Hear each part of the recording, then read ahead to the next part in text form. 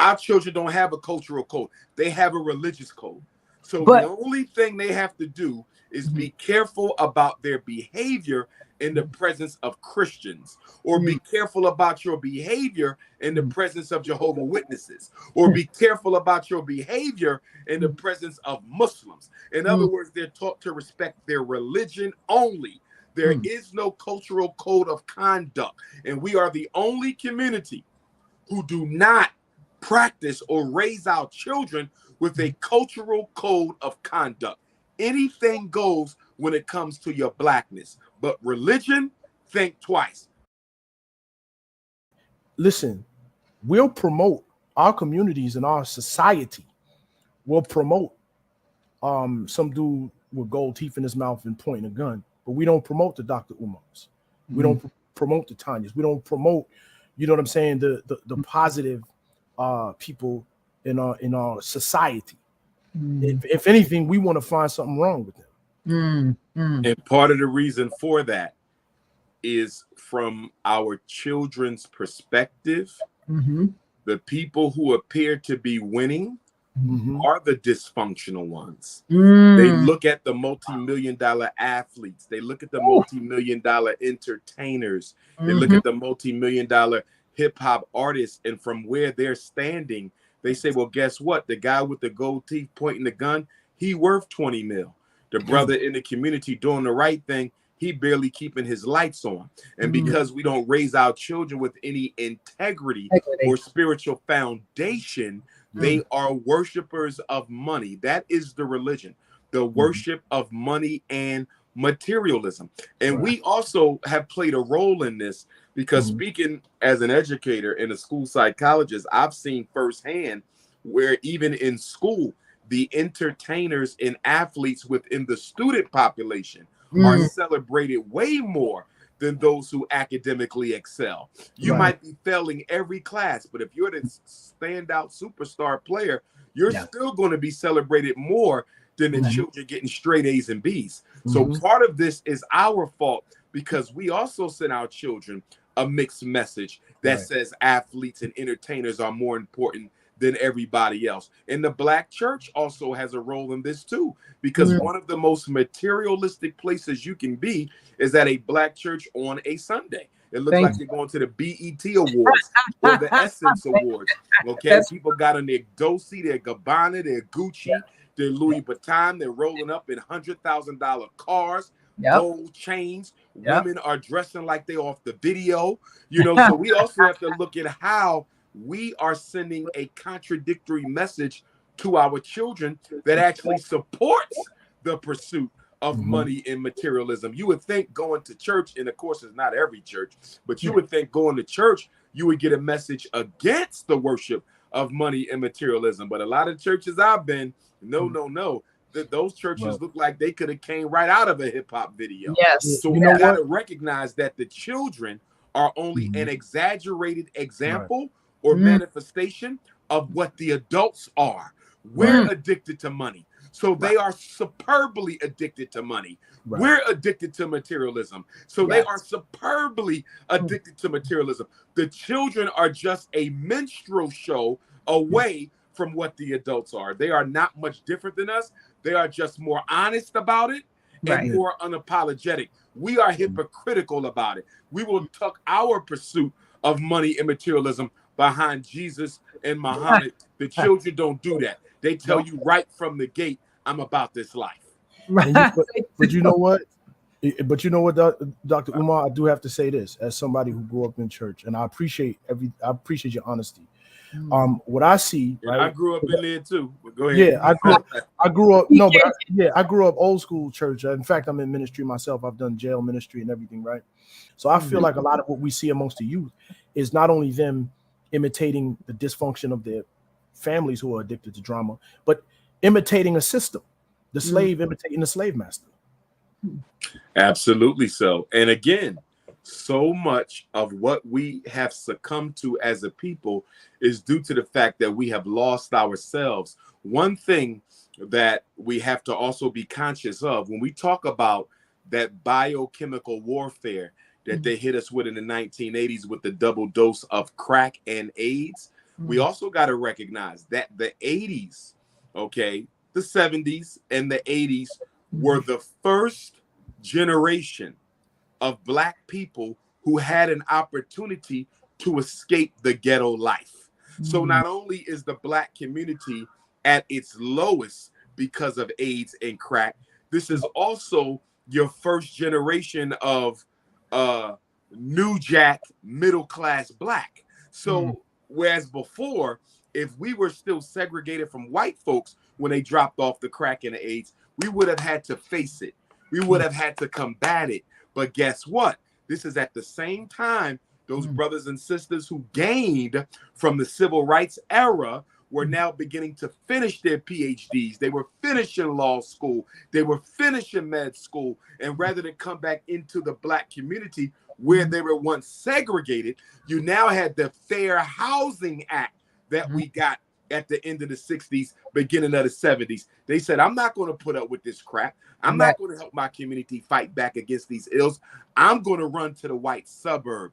So we have to make sure that working class Black America and middle class Black America gets their fair share of the responsibility of what's happening in our community, because these were the people we needed to come back and help uplift. And instead, because they were the babies of the civil rights era, they turned their back on the same community that fought for them to get those opportunities they have. Wow, that's deep. That's a lot. That is a lot. Wow. You really gave us a little historical perspective on that, which I wasn't expecting, but thank you, because that's in the summary. Like, what do you expect from our kids? They see, and you got to look at how we raise our children. Think about this now. What makes Black, one of the differences between the way Black children are raised and children of every other culture. And mind you, some of them are just as religious as we are. Okay, nobody exceeds us, but they're just as religious as we are, at least on the surface. Right. And so one of the biggest differences is those children are taught loyalty to their race and integrity towards the community. No Mexican child is going to ever do anything publicly against Mexican people. No Jewish kid is going to ever do anything publicly and knowingly and blatantly against the Jewish people. No Chinese child is ever going to do that. Black children will do it, and they will do it without regard, because the adults have already provided an example that you do not have to be loyal to your community, and you do not have to show any community level of shame. When you have people, not to get off topic, but when you have people like Charles Barkley, Candace Owens, Supreme Court Justice Clarence Thomas, Jesse Lee Peterson, these are Negroes who publicly go against their own race. Show me their equivalent in another culture. There is no Candace Owens in another culture. There is no Supreme Court Justice Clarence Thomas in another culture. There is no Charles Barkley in another culture. There is no Jesse Lee Peterson in another culture. We're the only people who tolerate betrayal amongst us. And not only do we tolerate the betrayal often comes from those in our community who are the most well-placed in society. In other groups, the Benedict Arnold is normally a nobody. In the Black community, the Benedict Arnold is always a big-time somebody.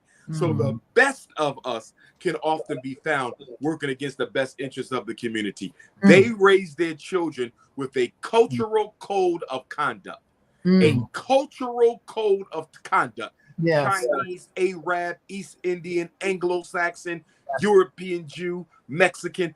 Our children don't have a cultural code. They have a religious code.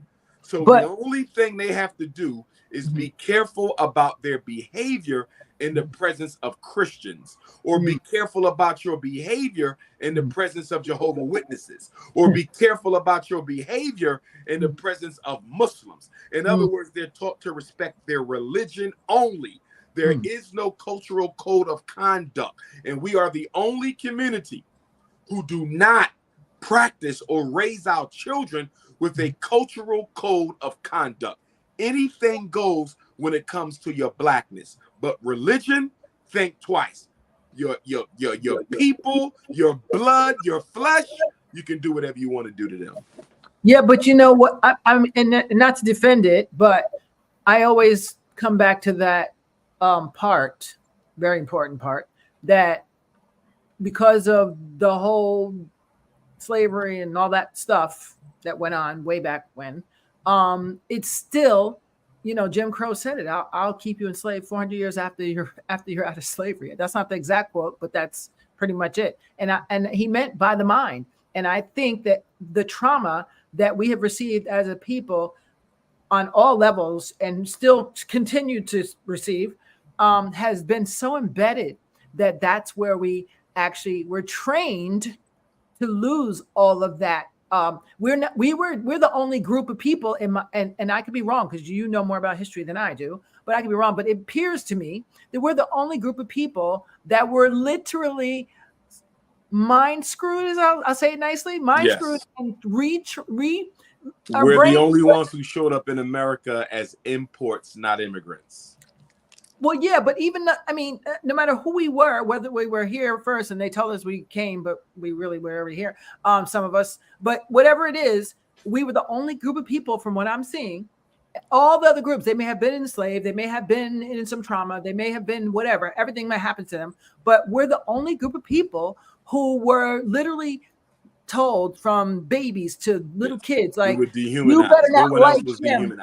Yeah, you better not like him and don't be loyal to her and don't do this. Our families was ripped apart and shredded and stamped on and thrown away. But that's not why we're in our predicament, though. You're absolutely correct, Queen. Okay. We're the only ones who showed up as imports, not immigrants. We're the only ones who went through the dehumanizing tragedy of American slavery.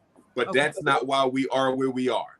Okay, so go ahead. Not completely. We are where we are because we choose not to do anything about it. Okay. We have to be clear. It's our accountability. The U.S. government is not going to solve Black people's problems because the U.S. government created the problems. Exactly. And they benefit from. So they're not going to solve the problem. So that automatically means, what are we going to do separate from the government to address our own dysfunction? That is the eternal question. And the reason we don't like to answer it, not you and I, but as a people, the reason we don't like to answer that question is we know in order to solve our problems, it's going to require sacrifice of time, energy, and money. And if it's three things Black people do not like to give to other Black people, unless it's in the name of religion, it's time, energy, and money. And money is the biggest one. You know why? We're the only people in America, no other group, that will not use their disposable income to create opportunities and pathways for themselves and their children. And you know what's sick about that? We're a $2 trillion entity. Black America is not broke as a group. We may be broke as individuals, but we are not broke as a group. We have at least a dozen billionaires.